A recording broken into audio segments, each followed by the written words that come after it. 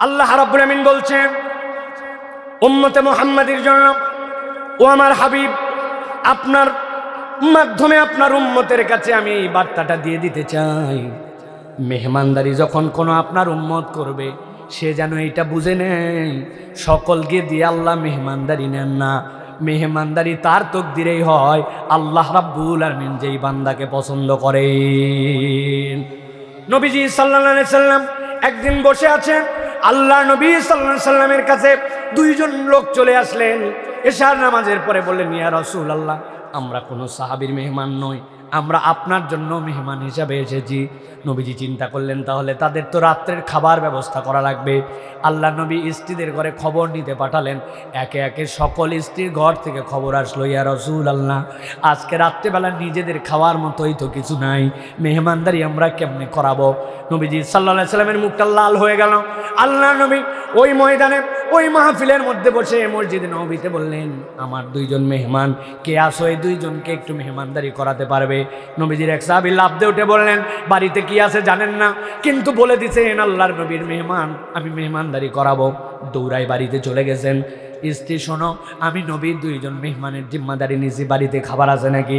স্ত্রী বলছে, খাবার আছে, তবে রান্না যেটা তুলে দিয়েছে আমাদের দুইটা অবুঝ শিশু আছে যেগুলো ছোট ছোট, তাদের জন্য পরিমাণ মতন কেবল খাবার আছে, আজকে রাত্রে আপনার আর আমার কোনো খাবার নাই। স্ত্রীর সাথে সাথে বলছে, তবে টেনশন নাই, আপনি আল্লাহ নবীর মেহমানের জিম্মাদারি নিয়েছেন, ওইটুকুই আমার বাচ্চাকে খাওয়ানোর দরকার নাই, আমরা আল্লাহ নবীর মেহমানকে খাওয়াবো।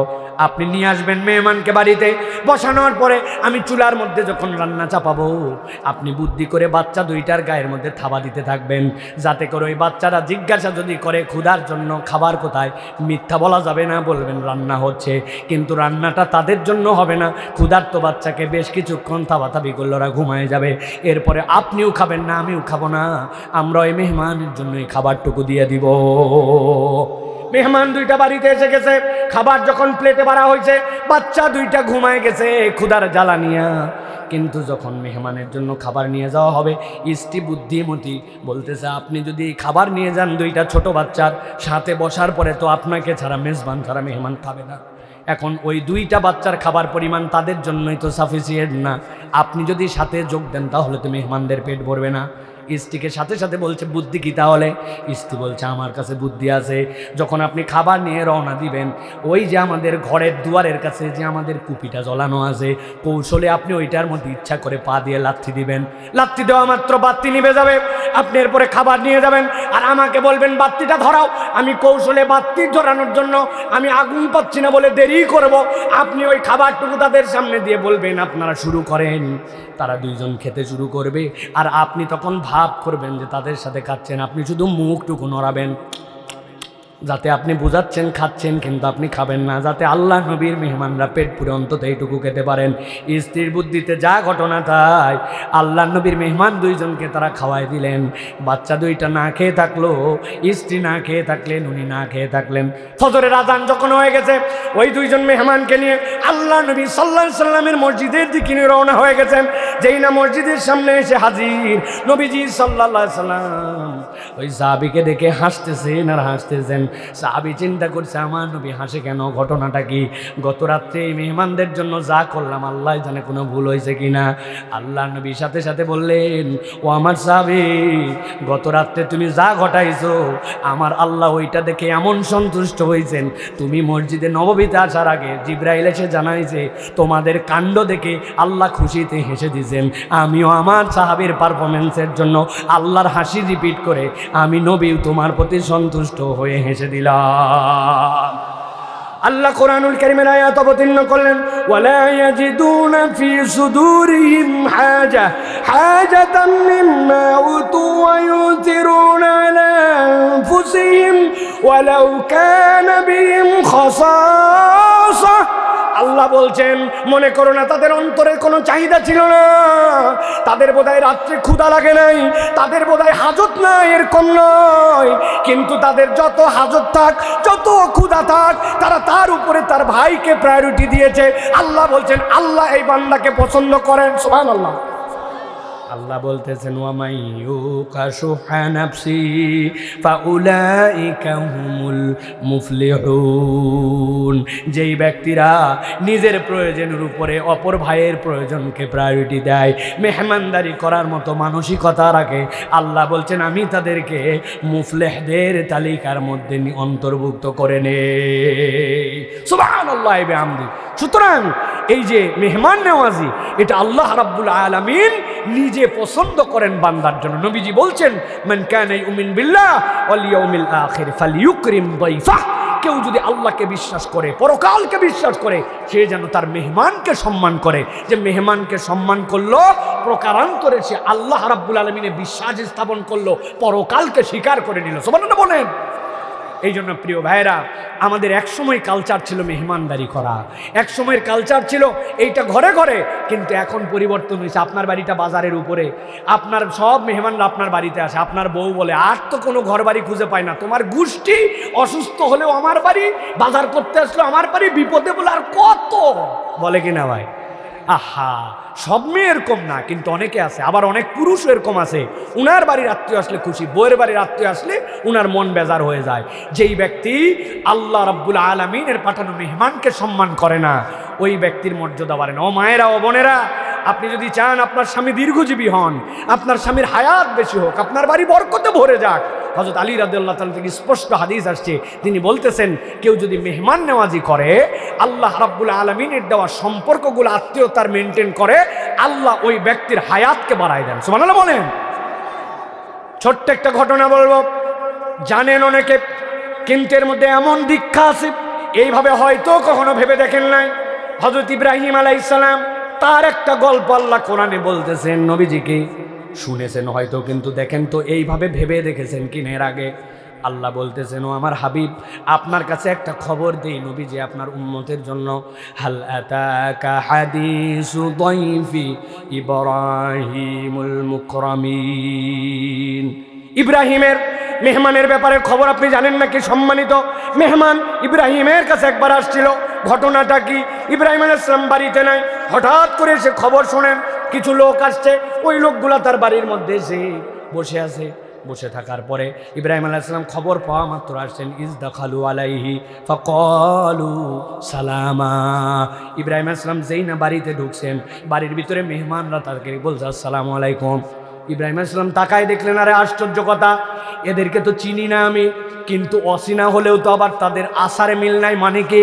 ধরেন অনেক দূর থেকে সফর করে আসছে, ঘোড়ার পিঠে, উটের পিঠে, তাহলে তার শরীর, তার অবয়ব, মুসাফিরের চিহ্ন তার মধ্যে থাকবে। কিন্তু এদেরকে আবার যদি চিনি, তাহলে তো এদের আশপাশে, আমার বাড়ির মধ্যে আশপাশে মহল্লার হবে, তাহলে তাদের এই ফ্রেশনেস দেখে বোঝা যাবে সফর করে আসে নাই। আমি ইব্রাহিম চিনিও না, আবার তাদের চেহারার মধ্যে কোনো সফরেরও চিহ্ন নাই। এত ফ্রেশ লুক, এত সুন্দর। তারা ইব্রাহিম আলাইহিস সালামকে সালাম দিয়েছে, আসসালামু আলাইকুম। ইব্রাহিম আলাইহিস সালাম উত্তর দিয়েছেন, ক্বালু সালামুন কওমুন মুনকারুন। এই যাদেরকে আমি চিনি না, অপরিচিত মানুষ, তাদেরকে সালাম। ভালো করে বোঝেন, ইব্রাহিম আলাইহিস সালামের বাড়ির মেহমান, তাদেরকে উনি চিনেন না, সফরেরও চিহ্ন নাই, সালাম দিছে। ইব্রাহিম আলাইহিস সালাম আবার বাড়িতে ঢুকছেন, ঢুকার পরে উত্তর দিয়েছেন অপরিচিত মানুষজনকে সালাম। বসছে তারা। এবার ইব্রাহিম আলাইহিস সালাম বলছেন, একটুখানি অপেক্ষা করেন, আমি আসতেছি। আমরা মাঝে মাঝে বলি না, মেহমান এসে বসে আছে, ভাই একটু বসেন, এই আসতেছি ভাই একটু ভিতর থেকে। আল্লাহ ঠিক একই ভাষা বলেছেন, ফাযাগা ইলা আহলিহি। ইব্রাহিম বলল, একটু বসেন, আপনারা একটু অপেক্ষা করেন। এরপরে তিনি পরিবারের কাছে চলে গেলেন। আল্লাহ বলছেন, এরপর ইব্রাহিম একটা বিস্ময়কর ঘটনা ঘটালো।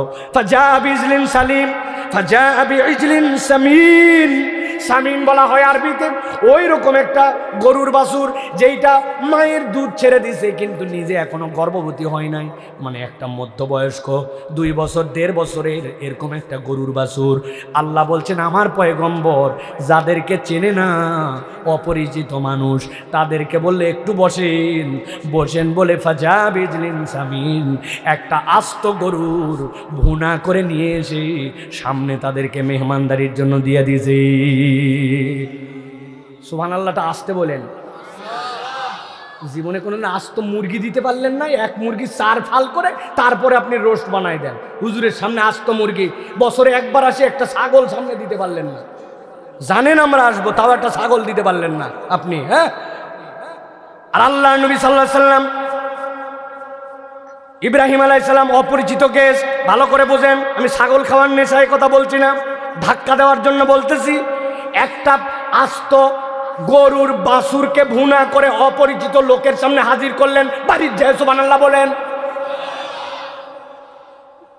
আল্লাহ রাব্বুল আলামিন নবীকে বলছেন এই খবর আপনি জানেন নাকি? ঠান্ডা মাথায় গভীর মনোযোগ কনসেন্ট্রেশন দেন, এর মধ্যে বিরাট বড় তথ্য আছে। ইব্রাহিম আলাইহিস সালাম তারপরে খাবার এনে দিয়েছেন, আনার পরে বলতেছেন কি ব্যাপার, এইরকম ভিআইপি খাবার আপনাদেরকে দিলাম। ফাকররাবাহু ইলাইহিম, কাছে চলে গেলেন, যাওয়ার পরে বলছেন আলা তাকুলুন, খাবেন না নাকি? সাথে সাথে তারা হেসে দিল, হেসে দিয়ে বলল পয়গম্বর আপনার মেহমানদারি দেখে আমরা বিস্মিত হয়ে গেছি, তবে আপনার কাছে খোলামেলা বলি আমরা কেমনে খাই, আমরা তো মানুষ নই, আমরা আল্লাহর ফেরেশতা। কি জন্য আসছো তোমরা?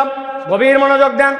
আল্লাহ নবীকে বলতেছে বা আমরা এমনি এমনি আপনার কাছে আসি নাই, আল্লাহ আপনাকে একটা গোলাম দিবেন, একটা সন্তান দিবেন, এই খবর নিয়ে আপনার কাছে আসছি। বলে তার থামো আন্দাজি, আমার বউ কবে বন্ধা হয়ে গেছে, ওনার পিরিয়ড কবে বন্ধ হয়ে গেছে, বুড়ি হয়ে গেছে, আমার কোমর ভার হয়ে গেছে, 80-র উপর বয়স হয়েছে, আন্দাজি সন্তানের খবর নিয়েছে। এখন বলতেছে পয়গম্বর এইগুলা বলেন না, কাযালিক আল্লাহ যেমনে চাইছেন আপনার স্ত্রী বন্ধাতা থেকে, আপনি বৃদ্ধতা থেকে, আল্লাহ ওই রকম অবস্থাতেই আপনাকে একটা সন্তান দিবে। সুবহানাল্লাহ বললাম, ঘটনাও শুনলাম, কিন্তু ওর মোরাল অফ দ্য স্টোরি বুঝছেন কিনা? আল্লাহ যদি একটা সন্তান দেয়নি, এরকম বিস্ময়কর ঘটনা দেয়নি, আল্লাহ তো ডাইরেক্ট বলতে পারতেন, কিন্তু এত মেহমানদারির ঘটনা কেন শোনালেন? মুফাসসিররা ব্যাখ্যা করছেন, ওই যে আপনার যেই বয়সে সন্তান হওয়ার কথা না, আপনার স্ত্রীর মিন্স বন্ধ হয়ে গেছে, এখন আপনার সন্তান কোত্থেকে আসবে, ওই অবস্থাতেও যে আল্লাহ বিস্ময়কর ঘটনা ঘটালেন, আল্লাহ তার আগে মেহমানদারির ঘটনা জানাইছেন।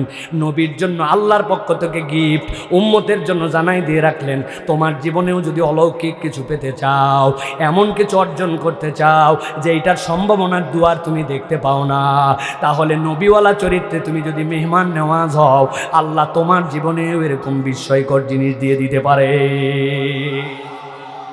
আল্লাহ এই জন্যই প্রেক্ষাপট তুলেন, আল্লাহ বলছেন হাল আতাকা হাদিসু দাইফ ইব্রাহিম, আপনি ইব্রাহিমের ঘটনা জানেন? নবী ইব্রাহিম আল্লাহ এরকম করে দিয়েছেন, আপনার উম্মতের জন্য এটা জানাই দেওয়া থাকলো, ও যদি তার জীবনে বিস্ময়কর কিছু অর্জন করতে চায়, খবরদার মেহমানের উপর যেন বিরক্ত না হয়, সে যেন তার ঘরকে মেহমান নেওয়াজের ঘর বানায় ফেলে। সুবহানাল্লাহ বলেন। কোনো সময় চিন্তা করবেন না যে মেহমান আসছে জন্য আমার বোধহয় অভাব, আমি কেমনে চলবো। মেহমান তার রিজিক নিয়ে আসে, বান্দা মেহমানকে খাওয়ায় না, আল্লাহ রিজিক দিয়ে পাঠায়। সুবহানাল্লাহ বলেন। এই জন্য 1 নম্বর চরিত্র, আমাদের ঘরগুলাকে মেহমান নেওয়াজ বানাতে হবে। রাজি ইনশাল্লাহ। আমার মা ছোটবেলায়, আমরা তো শহরে বড় হয়েছি, কিন্তু আমার মা যখন পাট শাক রান্না করতো, আইরে তিতা ছিল আগে পাট, ঠিক না ভাই? এখন পাট শাক মিষ্টি বানাইছে কেমনে জানি।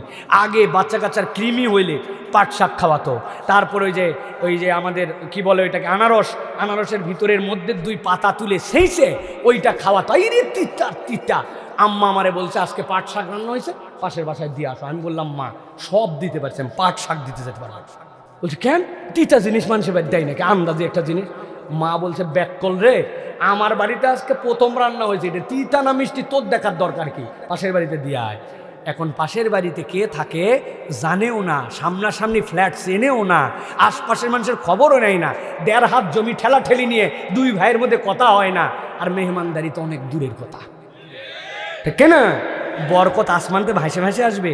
জীবনে যেগুলি বরকত নাই, মেহমান নাই, মেহমান আছে, বরকত আছে, ঠিক আছে? তাহলে 1 নম্বর নবীওয়ালা গুণ কি? মেহমানদারি। মনে থাকবে ইনশাআল্লাহ। 2 নম্বরে, কেউ যদি নবীওয়ালা গুণাগুণ নিজের জীবনে পেতে চায়, 2 নম্বরে প্রত্যেক নবী রাসূল ক্ষমা পেতে চাইলে ক্ষমা করতেন। এই জন্য নিজের জীবনে একটা বিস্ময়কর গুণাগুণ অর্জন করতে হবে, মানুষকে ক্ষমা করার তবিয়ত আপনার মধ্যে নিতে হবে। আল্লাহ কোরআনে এমন এক্সাম্পল সেট করেছেন যে এটা মানুষের বিবেকের ধারণার বাহিরে। আল্লাহ এরকম ক্ষমার কথা আল্লাহ বলেছেন।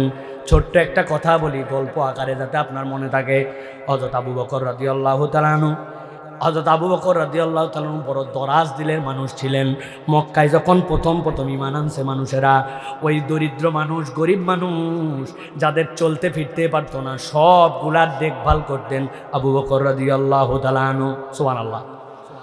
নবীজির একজন সাহাবী ছিলেন হযরতে মিস্তাহ, নামটা মুখস্থ করে ফেলেন। নাম কি? মিস্তাহ। বলেন। হযরতে মিস্তাহ এত গরিব, এত দরিদ্র, কোনো কাজ নাই, ফ্যামিলি বড়, চলতে পারে না। হযরত আবু বকর বলছেন কারো কাছে বলা যাবে না, এই শর্তে তোমার ফ্যামিলির যা খরচ লাগে, বাচ্চা কাচ্চা চলতে যা লাগে, বাজার করতে যা লাগে, কোনো টেনশন করো না, তুমি খালি নবীর পক্ষে থাকো, ইসলাম প্রচারে যুক্ত হয়ে যাও, তোমার সংসার দেখার দায়িত্ব আমার। আল্লাহু আকবার। সবগুলা দেখেন হযরত আবু বকর। নবীজি যখন হিজরত করে চলে গেলেন, মিস্তা চিন্তা করলেন আমি কেমনে চলবো। হযরত আবু বকর টাকা দিয়ে গেলেন, এইটা দিয়ে ফ্যামিলি সহ মদিনায় চলে আসো, মদিনায় আমার দায়িত্ব। হযরতে মিস্তা রাদিয়াল্লাহু তাআলা মদিনায় চলে আসছেন। হযরত আবু বকর তার সংসার চলান, তার পরিবার চলান। হযরত আবু বকর রাদিয়াল্লাহু তাআলার প্রতি তাহলে কিরকম কৃতজ্ঞ হয়ে যাবে। ঘটনার মধ্যে ঘটে গেল, নবীজি সাল্লাল্লাহু যুদ্ধে গেলেন। আপনারা সকলেই জানেন এই যুদ্ধ থেকে নবী ফেরত আসতেছিলেন। হযরত আয়েশা সিদ্দিকা রাদিয়াল্লাহু তাআলা আনহা উটের পিঠের মধ্যে ছিলেন। এত হালকা মানুষ গলার মালা হারায় ফেললেন, উটের পিঠের থেকে নেমে মালা খুঁজতে গেছেন। এমন সময় উট হাওদা নিয়ে চলে আসছে, পিছনে পড়ে গেছেন। কিছু ইয়াং সাহাবীরা ছিলেন, তারা পরবর্তীতে উটের পিঠে তুলে আম্মাজানকে নিয়ে আসছেন। মুনাফিকরা ঘটনা রটায় দিল, নিজের উটের পিঠের থেকে নেমে তরুণ সাহাবীদের সাথে অল্প বয়স্কা আয়েশা রাদিয়াল্লাহু তাআলা আসছেন। স্বাভাবিকভাবে আসেন নাই, নিশ্চয় অস্বাভাবিক কিছু কাজ করে আসছেন। নাউজুবিল্লাহ। মুনাফিকরা এটার সাথে তাল দিয়ে দিল। আল্লাহ নবী সাল্লাল্লাহু আলাইহি ওয়াসাল্লাম পর্যন্ত চুপ করে গেলেন, বললেন আল্লাহ যতক্ষণ পর্যন্ত হযরত আয়েশার পবিত্রতা ঘোষণা না করবে, আমি ততক্ষণ পর্যন্ত আয়েশার সাথে যাবও না, কথাও বলবো না। মুনাফিকরা তো এইটার সাথে বাতাস দিবেই, কিন্তু কপাল পোড়া হযরতে মিস্তা রাদিয়াল্লাহু তাআলা আনহু উনি পর্যন্ত আবু বকর রাদিয়াল্লাহু তাআলার কন্যা আয়েশা তার বিপক্ষে অবস্থান নিয়ে বললেন আয়েশার কথা বলা যায় না, যদি এরকম হয় ও হতেও পারে। নাউজুবিল্লাহ। ভালো করে বুঝেন, যেই মানুষটা তার পুরা জীবন টাকায় চলাইছেন, তার জন্য টাকা পয়সা ডোনেশন করছেন, তার পরিবার পর্যন্ত চলান, আল্লাহ মাফ করুক এই কথা বোঝার জন্য বলছি। যদি তিনি এরকম ট্রুলি অপরাধ করেও থাকতেন, তাও তো আবু বকরের পক্ষে তার থাকার কথা, ঠিক কিনা? এটা কৃতজ্ঞতা থাকবে। কিন্তু এইটা না করে তিনি উল্টা করলেন। আবু বকর দিলের মধ্যে এত চোট পাইছেন, এত ব্যথা পাইছেন, আবু বকর রাদিয়াল্লাহু তাআলা কাঁদতেছিলেন, কসম করলেন আল্লাহর কাছে মাথা নিচু করে যে আল্লাহ, এত বড় নিমক হারাম দুনিয়ার সবাই একদিক হতে পারে যে আমার সাথে এরকম করলো, আমি আজকের থেকে তার সাথে আর কোনো সহযোগিতা করব না। আবু বকর রাদিয়াল্লাহু তাআলা কি ভুল করছেন? কথা বলেন, ভুল করছেন না? কিন্তু আল্লাহ রাব্বুল আমিন খেয়াল করেন, আয়াতে কারিমা অবতীর্ণ করলেন সূরা নূর 22 নম্বর আয়াত। আল্লাহ রাব্বুল আমিন বললেন ওয়ালা ইয়াতালি উলুল ফাদলি মিনকুম ওয়াস-সাআ আন ইউতু উলিল কুরবা ওয়াল মাসাকিন ওয়াল মুহাজিরিন ফি সাবিলিল্লাহ। আল্লাহ বললেন, আল্লাহ রাব্বুল আমিন তোমাদের জন্য জানাই দিলেন, তোমাকে আল্লাহ রাব্বুল আমিন যদি কিছু অনুগ্রহ দিয়ে থাকেন, আল্লাহ যদি তোমার প্রতি কিছু দয়া করে থাকেন, এই দয়ার পরিবর্তে কোনো আল্লাহর রাস্তায় জিহাদকারী কোনো মুহাজির যদি কোনো ভুল করে থাকে, তার সাথে তো তুমি এরকম আচরণ করতে পারো না। কি আচরণ করতে পারো? আল্লাহ বললেন ওয়ালি আফু ওয়ালি ইয়াসফাহু। আমি আল্লাহ বললাম সে যেন এইটা উপেক্ষা করে, সে যেন এইটা ক্ষমা করে। আল্লাহ এরপরে এমন একটা আয়াত দিয়েছেন, আবু বকর রাদিয়াল্লাহু তাআলা জান্নাতের সুসংবাদপ্রাপ্ত নবীজির সাথে সাহেবুল গার। আল্লাহ নবী সাল্লাল্লাহু আলাইহি ওয়াসাল্লাম বলছেন আল্লাহ তারা কাউকে বন্ধু বানালে আমি কেবল আবু বকর রাদিয়াল্লাহু তাআলাকে বন্ধু বানাতাম। আবু বকর যখন মিস্তার বিপক্ষে বলছেন আমি আর তাকে কোনো সহযোগিতা করব না, আল্লাহ তখন বললেন ওয়ালিয়াফু ওয়ালিয়াসফাহু আলা তুহিব্বুনা আন ইয়াগফিরাল্লাহু লাকুম ওয়াল্লাহু গফুরুর রহিম। তোমরা কি চাও না তোমরা মানুষের ভুলগুলাকে উপেক্ষা করবে, মানুষকে ক্ষমা করে দিবে, এর পরিবর্তে রব্বুল আলামিন তোমাদেরকে মাফ করে দিবে? সুবহানাল্লাহ। কোথায় আবু বকর রাদিয়াল্লাহু তাআলা যৌক্তিক কারণে রাগ করার পরে আল্লাহ বলছেন ওয়ালিয়াফু ওয়ালিয়াসফাহু, ক্ষমা করো, উপেক্ষা করো। আর আমরা কি করি ভাই? আমরা সারা জীবনের জন্য কলিজার মধ্যে ধরে রেখে দেই, কোনো ক্ষমা করতে জীবনেও শিখি নাই আমরা, ঠিক কিনা? মানুষকে ক্ষমা করতে পারি না, অথচ ক্ষমা চাই। আমি একবার আরাফাতের ময়দানে ছিলাম, তো বয়ান করতে হয়, কথা বলতে হয়, যেহেতু আমরা কথা বলি। প্রচুর মানুষ সামনে। আমি বললাম, বাবারা, এই আরাফাতের ময়দান তো ক্ষমার ময়দান, আল্লাহ তো মাফ করে দেওয়ার জন্য এখানে আনছেন, আসেন আমরা সবাই সবাইকে মাফ করে দিই। তো সবাই কাঁদতেছে, মাফ করতেছে। এক মুরব্বী আমার হাত ধরে বলছে, বাবা সবাইরে মাফ করলো, আমি একজনে মাফ করতে পারবো না। বললাম, ঘটনা কি চাচা? কই, বাবা এই লোক আমারে কথা দিয়ে এমন কষ্ট দিছে, দুনিয়া একদিক, এই কষ্ট আমি ভুলতে পারি না। কথা কিন্তু সত্য। মানুষ অনেক সময় আপনার থাপ্পড় দিছে, লাত্তি দিছে, বাটাম মারছে, আপনার মনে নাই, কিন্তু কথা আর কষ্ট মানুষের দিলের মধ্যে থাকে। কথা বললেন না যে? আমার চুল একসময় বড় ছিল, দেখছেন আপনারা? দেখছেন? এই 17 বছর চুল বড় ছিল। এই বছর হজে যেয়ে নেড়া করলাম, এর আগেও 8-10 বার নেড়া করছি, কিন্তু এই নেড়া করছি। এরা ইউনিভার্সিটিতে যখন আমি পড়ি, আমার চুল বড়। আমার রুমমেট একজন ছিল, নাম বলবো না, তাহলে হয়তো তার কাছে চলে গেলে সে মনে কষ্ট পাবে। এখন আমরা দুইজন মিলে এক রুমে থাকি, আমাদের একটা গ্লাস ছিল, আয়না ছিল। আমার রুম এত পরিপাটি থাকতো যে ইউনিভার্সিটি আমাকে পরপর 3 বছর পুরস্কার দিছে, বেস্ট সৌন্দর্য গোছানো রুম, এই হিসাবে আমাকে পুরস্কার দিত তারা। বাৎসরিক একটা ফিস্ট হতো, ফিস্টের দিনে। এখন আমার চিরুনি দুইজন মিলে একটাই ব্যবহার করতাম। আমি একদিন এসে দেখি সাদা চিরুনি কালো কালো দাগ হয়ে আছে। আমার রুমমেটরে আমি বলছি, ভাই রে, চিরুনি রে তো কালো, তুমি একটু ধুতে পারো না? বন্ধুত্বের কারণে বলছে। সে আমার উত্তর দিছে, একদম একটা পাক্কা যৌক্তিক কথা বলছে। বলছে, যার চুল বড় তার চুল দিয়ে চিরুনি বেশি ময়লা হয়, ধোয়াটা তারই উচিত। কথাটাকে ভুল বলছে ভাই, কিন্তু আমি এরকম কোনো বিবেচনা করে কথাটা বলি নাই, আমি দিল থেকে ভালোবাসায় বলছি। কিন্তু এই যে কথাটা বলছে, আজকে 17 বছর পরে লক্ষ্মীপুরের মাহফিলে আমার মনে আছে যে আমার এরকম একটা কথা দিয়ে আঘাত দিয়েছিল। ওই মুরব্বী বলছে, সব ক্ষমা করতে পারি, কিন্তু তারে মাফ করতে পারবো না। আমি ফট করে উনারে বলছি, বাবা এক লোকের এক কথা ক্ষমা করতে পারবেন না, সারা জীবনের গুনাহ মাপ নিতে আসেন, আল্লাহ আপনারা মাফ করবে না। এই বুড়া আউ বাউ করে চিৎকার করে কান্দে উঠছে, কান্দে আমারে জড়াই ধুয়ে বললে, বাবা এত বড় কথা বললি, আচ্ছা আল্লাহ কারে মাফ করবে আর করবেন, কথা আমি বলতে পারি? এত বড় আমি বেয়াদব? কিন্তু আমি একটা আবেগে কথাটা বলছি, মুরব্বীরও দিলের মধ্যে হিট করছে, বলছে যা মাফ করে দিলাম আরে। আমি বললাম, চাচা আল্লাহ আপনারা মাফ করে দেবে ইনশাআল্লাহ। এই জন্য প্রিয় ভাইরা, মাফ করার গুণ নবীওয়ালা গুণ, আমরা মাফ করতে জানি না। আমাদের মাফ বলে কোনো কথা নাই, সব কথার প্রতিশোধ নিতে হবে, সব কথার রিপিট করতে হবে। বউ সারা জীবন খেদমত করলো, একদিন ঝাল লবণ কম হয়েছে, যাবে কোথায়? আছে না?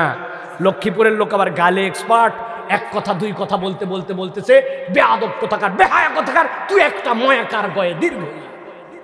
বানান করে দিব, দেই বানান করে দেই না?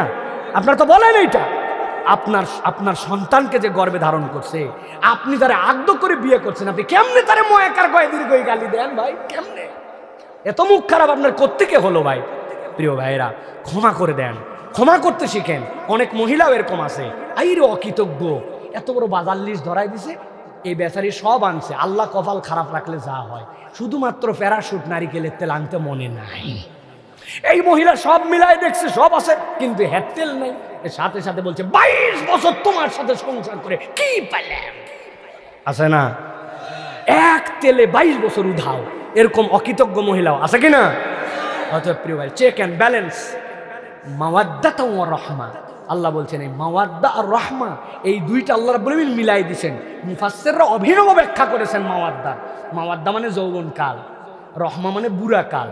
এই সময় টান যৌবনে যৌবন, আর পরেরটা টান বুড়া বুড়ির টান। ওই সময় কোনো শারীরিক চাহিদা নাই, কিন্তু একজন ছাড়া আরেকজন চলে না। আল্লাহ বলছেন, আমি যৌবনেরটাও ঢুকাইছি, বয়সকালেরটাও ঢুকাইছি, এইটা তোমাদের মধ্যে মহাব্বত করছে। সুবহানাল্লাহ বলেন। এই ভালোবাসা টিকবে কেমন? ক্ষমার দ্বারা। সমাজ উন্নত হবে ক্ষমার দ্বারা। আপনি ক্ষমার গুণে নিজেকে গুণান্বিত করেন, নবীওয়ালা চরিত্র, খালি ধরছি না ধরছি ভুল, কোনো মাফ নাই, এরকম চরিত্র থাকা চলবে। ক্ষমা করে দিতে হবে প্রিয় ভাইরা। আল্লাহ রাব্বুল আমিন যেন আমাদেরকে তৌফিক দান করেন, বলেন আল্লাহুম্মা। আল্লাহ রাব্বুল আমিন বলছেন, ও আমার হাবিব, দুনিয়ার বুকে মুহসিন কারা? মুহসিনের সংজ্ঞা জানেন নাকি? পৃথিবীতে মানুষের স্তর 4টা। মানুষের কাতার থেকে বের হয়ে আসলে চিন্তা করছেন, মানুষের কাতার থেকে মানুষ কেমনে বের হয়? মানুষ যখন মানুষের কাতার থেকে বের হয়, সৃষ্টির শ্রেষ্ঠ হয় যখন সে মুমিন হয়।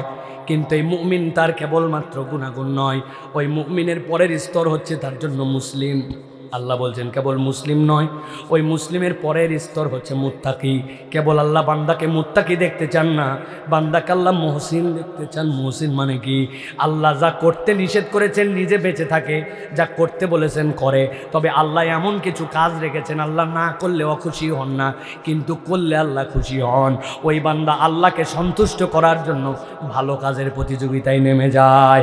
আল্লাহ বলছেন ওই বান্দা তখন মুত্তাকি থাকে না, ওই বান্দাকে আল্লাহ মুহসিনের কাতারে নাম লিখে নেন। সুবহানাল্লাহ। আল্লাহ বলছেন তোমরা কি মুহসিন হতে চাও? আল্লাযীনা ইউনফিকুনা ফিস সাররাই ওয়াদ-দাররাই ওয়াল কাযিমিনাল গায়যা ওয়াল আফিনা আনিন নাস ওয়াল্লাহু ইউহিব্বুল মুহসিনিন।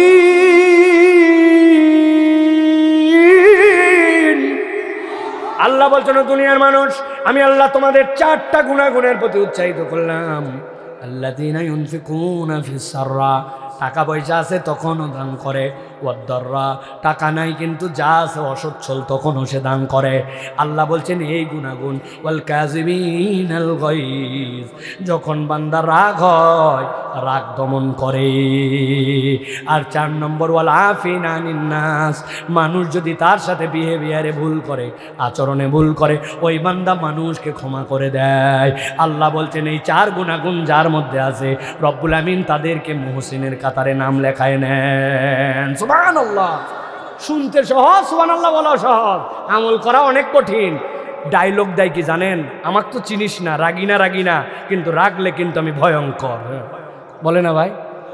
ওরে বাবার, উনার এটা ক্রেডিট। কয় আমার দেখিস নাই তো, খেপলে কিন্তু আমি চিতাবাঘ। ওরে বাবা, আছে না?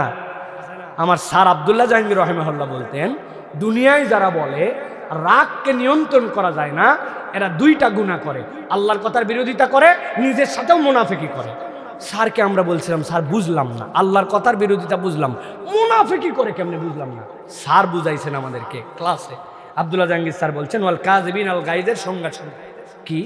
স্বামী স্ত্রীর মধ্যে গন্ডগোল। ফর এক্সাম্পল, এরে বাবা, বাড়ির মধ্যে 4র্থ বিশ্বযুদ্ধ হয় না এরকম ভাই? স্ত্রীরা গরম, স্বামী গরম, মানে আগুন আগুন, বাচ্চা কাচ্চা সব ভয়ে আতঙ্ক, পুরা বাড়ি ঘর, মনে হচ্ছে এখনই মার মার কাট কাট, এইরকম একটা সিচুয়েশন।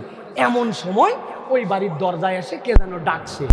বাবা, তুমি ডাকার সময় পাও নাই, কেবল ভিতরে আবার ডাকছে তো ডাকছে, কয়েকবার টানা কলিং বেল দিছে। বুঝেন তো কেইসা করে না? দেখি খালি বাহিরে যাই, দরজা খুলে কে আজকে একই শেষ করব, এরকম মুডে যায়। ভিতরের গরম, 2-3 বার কলিং বেলের গরম, অসময়ে ডাকার গরম, রাগ কত তক্কায় আছে। দরজা খুলছে, খুলেই দেখে এলাকার এমপি সাহেব এসে বলতেছে আসসালামু আলাইকুম আব্দুল জব্বার ভাই। ও ভাই, আপনি এই সময়? এই এই এই আব্দুল্লাহর মা, এমপি সাহেব আসছে, বসছে, দাও একটু সারা চা দাও। কথা বলেন। মনে হচ্ছিল 4র্থ বিশ্বযুদ্ধ 100 থেকে 60 করে হিমাঙ্কের নিচে নেমে গেছে, কারণ এমপি সাহেব আসছে, ঠিক কিনা? আর যদি আল্লাহ না করুক মন্ত্রী হয়, ও তো শুয়েই পড়বে সাথে সাথে, হার্ট ফেল করে গেছে। তা আপনি চাইলে তার মানে আপনার রাগ নিয়ন্ত্রণ করতে পারেন। এমপিরে দেখে যদি রাগ নামাতে পারেন, আল্লাহ বলছে তাহলে তোমার রাগ নিয়ন্ত্রণ করো, এটার ক্ষমতা তোমার আছে। কিন্তু আমি শয়তানের কাছে পরাজিত হয়ে ওইটা উস্কায়ে দেই, ঠিক কিনা? এই জন্য রাগ দেখানো, রাগ করা, এটা কোনো মুমিন তবিয়ত নয়। রাগলেন তো হেরে গেলেন, কথা ঠিক কিনা? এই জন্য আমাদেরকে চেক অ্যান্ড ব্যালেন্স করতে হবে। তাহলে 2 নম্বর কি? মানুষকে ক্ষমা করে দেওয়া। মনে থাকবে তো প্রিয় ভাইরা? 3 নম্বরে মানব জীবনের অন্যতম শ্রেষ্ঠ গুণ হচ্ছে সততা। সংক্ষেপ করে দিচ্ছি আর 5 মিনিট। 3 নম্বরে আল্লাহ বলতেছেন মানুষের সাথে যদি সততা না থাকে, ওইটা কোনো মানুষের মধ্যেই পড়ে না। আল্লাহ কোরআনুল কারীমের মধ্যে বলছেন ইয়া আইয়ুহাল্লাযীনা আমানুত্তাকুল্লাহা ওয়া কুনু মা'আস সাদিকিন। আল্লাহকে কেবল ভয় করো না। মুফাসসিররা ব্যাখ্যা করেছেন তাকওয়া ততক্ষণ পর্যন্ত তোমার মধ্যে প্রপারলি আসবে না যতক্ষণ পর্যন্ত তুমি সৎসঙ্গে না যাবা। এমন গন্ধের সাথে করো, এমন বাজে লোকের সাথে তোমার বন্ধুত্ব, তুমি হাজার মুত্তাকির পথ অবলম্বন করলেও সেটা ধরে রাখতে পারবা না। এই জন্য সততা মুমিন জীবনের শ্রেষ্ঠ গুণাগুণ। কেউ যদি সততার মধ্যে আসতে পারে একবার, আল্লাহ রাব্বুল আমিন তার জীবনকে সুন্দর বানায় দেন। প্রত্যেকের জীবনের প্রত্যেক লেয়ার থেকে সততার হিসাব বুঝতে হবে। দীর্ঘ আলাপ, অত দূর পর্যন্ত গেলাম না, কেবল দুইটা লেয়ারের কথা আপনাদের কাছে বলে রাখি। সততার একটা লেয়ার হচ্ছে আপনার নিজের সাথে আপনাকে সৎ হতে হবে, আর 2 নম্বর আপনার কাছে যদি কোনো বিচার আসে, ফাইসালা আসে, ওই জায়গাতে আপনার স্ট্রংলি আপনাকে সততার বহিঃপ্রকাশ করতে হবে। অনেক মুরব্বী আছে, জানি না এখানে আছে কিনা, বাপ মরার সময় বলে গেছে, বাবারে তুই আমার বড় সন্তান, আমি মারা যাওয়ার পরে সম্পদগুলো বন্টন করে যেতে পারলাম না, ছেলে মেয়ের মধ্যে ইনসাফ মতো বন্টন করে দিস। উনি এত বড় ইনসাফ করছে, এখন পর্যন্ত বনের জমি প্রপারলি বুঝায় দেয় নাই, অথচ 2 বার ওমরা করা শেষ। এত বড় দাড়িওয়ালা আপনাদের এলাকায় আসেনি? কারা কারা হাত তোলেন? আপনি শত মানুষ হতে পারেন নাই। সকালবেলা কান্দের মধ্যে কোদাল নিয়ে রওনা দিছে চাচা, জিজ্ঞাসা করছে এত সকালে আপনি কই যান? বলছে বাবা রোদ উঠলে আর কাজ করতে পারি না, তো যান কোথায়? উনার সাথে যার জমি লাগানো, ওই পারের জমিওয়ালা এখন আল কাটে পারে নাই, মুরব্বী সকালে যাওয়ার নাম করে, আল কোপানোর নাম করে 4 আঙ্গুল জমি ঠেলতে চায়। দাড়িওয়ালা এরকম মুরব্বী এলাকায় নাই। বাহ বাহ, সব রুগী আছে দেখা, ও মাহফিলেও বলে আছে, দেখছেন? প্রিয় ভাইয়েরা, সৎ হতে হবে আমাকে, আপনাকে ট্রান্সপারেন্ট একটা চিন্তা নিয়ে আল্লাহর সামনে দাঁড়াতে হবে। কেউ দেখে না, দেখেন কে? এইটা আপনার ক্লিয়ার করতে হবে। আর বান্দার হকের ক্ষেত্রে যখন কোনো মামলা আসে তখন ক্লিয়ার করতে হবে। অনেক সময় মনে করেন জেনারেল মানুষ বোধহয় ফাঁকি দেয়, না না না, অনেক মাদ্রাসার শিক্ষক আছে, সকাল 9টায় ঢোকা লাগবে, উনি ঢোকে 10টার সময় লেখে 9টায়, বের হওয়া লাগবে 5টায়, লেখেই না, পরের দিন আসার পরে লেখে বিকালে বের হয়েছি 5টায়, বেতন হালাল। হালাল তো না? যদ্দূর আপনাকে পড়াতে বলছে তদ্দূর আপনি পড়ান না। বইয়ের রাগ আপনি ছাত্রের উপরে ঝাড়েন, বইয়ের সাথে গন্ডগোল, আপনি পিঠের মধ্যে ছাত্রদেরকে মারেন, এরকম কতকগুলা ব্যাককল মার্কা ওস্তাদ আছে কিনা? খবরদার, আলোচনা দীর্ঘ হবে জন্য ওই দিকে গেলাম না। ওয়ালিল্লাহি আসমাউল হুসনা, আল্লাহর সুন্দর সুন্দর নাম আছে, ওই নামের 2টা লেয়ার আছে, একটা নরম আর একটা গরম। আল্লাহর নাম আজিজ, আল্লাহর নাম কাহার, আল্লাহর নাম জব্বার, আল্লাহর নাম জুল জালালি ওয়াল ইকরাম। পাওয়ারফুল পাওয়ারফুল নাম আছে, কিন্তু আল্লাহ কোনো নাম না নিয়ে আর রহমানু আল্লামাল কোরআন, আল্লাহর সবচেয়ে নরম নামের পরে বলেছেন তিনি কোরআন শিখান। তাহলে কোরআনের শিক্ষক যদি রাগী স্বভাবের হয়, মারওয়ালা স্বভাবের হয়, আল্লাহ বলতেছেন এটা কোরআনের শিক্ষক হতে পারে নাই। শাসন লাগবে, কিন্তু আপনি চামড়া হাড্ডি আলাদা করে ফেলতেছেন, নিজের গায়ের রাগ, মনের রাগ সন্তানের উপরে, ছাত্রের উপরে পিটাচ্ছেন, আপনি সৎ মানুষ হতে পারেন নাই। আল্লাহর কাছে কিন্তু এই পিটনটা আপনার পাওনা থেকে যাবে। সাবধান হতে হবে প্রিয় ভাইরা। এই জন্য আমরা যারা দ্বীনের কথা বলে আমাদেরকেও এই ক্ষেত্রে সৎ হতে হবে। তাহলে মানব জীবনের নবীওয়ালা 3 নম্বর গুণাগুণ, মানুষকে সৎ হতে হবে। মনে থাকবে তো? এবার যেটা বলবো 4 নম্বর, ইনাবা। একসাথে বলতে হবে কি? এটা একটু ব্যতিক্রম। ইনাবা মানে কি? ইনাবা মানে বোঝানোর জন্য বলি, এইটা সকল নবী রাসূলদের গুণাগুণ ছিল। সদা সর্বদা যেই দিল আল্লাহর সাথে লেগে থাকে ওই দিলকে বলা হয় ইনাবাওয়ালা অন্তর। কেন এটা দরকার? আল্লাহ কোরআনে অনেক জায়গায় বলেছেন। আল্লাহ সূরা রদের মধ্যে বলছেন, ওয়ায়াকুলুল্লাযীনা কাফারু লাউলা উনজিলা আলাইহি আয়াতুম মির রাব্বিহি কুল ইন্নাল্লাহা ইউদিল্লু মান ইয়াশা ওয়া ইয়াহদি ইলাইহি মান আনাব। আল্লাহ যাকে ইচ্ছা হেদায়েত দিতে পারেন, তবে আল্লাহ বলছেন আল্লাহ হেদায়েত দেন ওই বান্দাগুলাকে যারা আল্লাহর সাথে দিল লাগায় রাখে। মানে কি? ও যুবক, ও তরুণ, আমরা গুনাহ করতে করতে মাঝে মাঝে এরকম করে বলে ফেলি, করতেছি কি সমস্যা? ও ভাই নামাজ পড়। ও বলে ভাই নামাজ পড়তে পারছি না, নামাজ পড়া উচিত। এইটাই এক ধরনের এক্সকিউজ। আর এক দল বলে রাগ, তোর নামাজ পড়লাম না। এরকম কথা বলে কিনা? তোমার মুখে দাড়ি নাই কেন ভাই? দাড়িটা রেখে দাও। রাগ, দাড়ি রাখা লাগবে। কে বলছে এইটা? এই যুগে দাড়ি মারি চলে না। এইটা একটা। আরেকটা হচ্ছে ভাই রাখা উচিত, রাখতে পারতেছি না। আল্লাহ বলতেছেন দুটা দ্বৈত বিয়তের গুনাহ হয়, অপরাধ হয়, কিন্তু আল্লাহর থেকে দূরে সরে যায় না, অন্তরটা আল্লাহর সাথে লাগায় রাখে। আল্লাহ বলছেন এই বান্দাকে আমি আল্লাহ রাব্বুল আমিন হেদায়েত দিয়ে দেই। আল্লাহ বলছেন এইটা হচ্ছে ওই অন্তর, যেই অন্তর যাই অবস্থায় থাক না কোন আল্লাহ রাব্বুল আলামিনের থেকে দূরে যায় না। আল্লাহ বলতেছেন আল্লাহু ইয়াজতাবি ইলাইহি মান ইয়াশা ওয়া ইয়াহদি ইলাইহি মান ইউনিব, যে আল্লাহর সাথে নিজেকে সম্পর্কিত করে রাখে আল্লাহ তাকে হেদায়েত দিয়ে দেন। এই জন্য আল্লাহ দোয়া শিখাইছেন আমাদেরকে, রব্বানা আলাইকা তাওয়াক্কালনা ওয়া ইলাইকা আনাবনা ওয়া ইলাইকাল মাসির। আয় রব্বুল আমিন, আমরা তোমার কাছেই ফেরত যাব, তোমার কাছে সাহায্য চাই, তোমার উপরেই ভরসা করি। এই জন্য আমার তরুণদেরকে বলবো, যুবকদেরকে বলবো, নিজেদের অন্তরকে কখনো যেন আল্লাহ থেকে বিমুক্ত করে ফেলো না। অপরাধ থাক, ভুল থাক, কিন্তু আল্লাহর সাথে সম্পর্কটা জুড়ায় রাখা লাগবে, ঠিক কি না? আল্লাহর সাথে সম্পর্ক রাখতে হবে। আল্লাহর বিধান নিয়ে তুচ্ছ তাচ্ছিল্য করা যাবে না। ঈমান চলে যেতে পারে, আমি বুঝবই না। কোনো একটা মানুষ কথার কথা বলতেছি, কোনো একটা মানুষ হারাম খায়, মদ খায়, কিন্তু জানে এটা গুনাহ, কবিরা গুনাহ হচ্ছে, কিন্তু সে যদি বলে আরে রাখ, মদ খেলে কিছু হয় না, এটাই সমাজে লাগে, চলে, তাহলে তার ঈমান চলে যাবে। এই জন্য এই তবিয়তে কখনো যাওয়া যাবে না। সব সময় দিলটা আল্লাহর সাথে জুড়াই দিয়ে রাখতে হবে। কেমনে জুড়াই থাকবে? যেখানে মাহফিল পাবেন, যেখানে কোরআনের আলোচনা পাবেন, যেখানে ইসলামী পরিবেশ পাবেন, ইমামের সাথে আপনার সম্পর্ক, মুয়াজ্জিনের সাথে সম্পর্ক, হাফেজ সাহেবের সাথে সম্পর্ক, আলেমদের সাথে বন্ধুত্ব, মাদ্রাসার ছোট ছোট বাচ্চা কাচ্চা তাদের সাথে আপনার সম্পর্ক। আপনি শুধু বাটপার, 2 নম্বর, বিড়িখোর, গাঁজাখোর, বেনামাজি, দেখলেই মোবাইলে বাজে কথা বলে, গানের খবর দেয় আপনাকে, অমুক সিনেমার কি, অমুক নায়িকার কি, মাজার সাইজ কত, বুকের সাইজ কত, তোমার সাথে দেখা হলেই এই আলাপ, তুমি কেমনে তাহলে ইমানের পরিবেশ পাবে? এমন অন্তত লোক লাগবে যেই লোকটা তোমাকে হেদায়েতের খবর দেয়, ঠিক কিনা? ফজরে আসলি না যে দোস্ত, কি ব্যাপার, জুম্মায় এত লেট কেন, আজকে কি তিলাওয়াত করছিস, তোর মোবাইলে দেখলাম গান আছে, এটা ডিলিট করলি না এখনো, তোরে দেখলাম হারাম দেখতেছিস আবার, এটা তো হতে পারে না দোস্ত।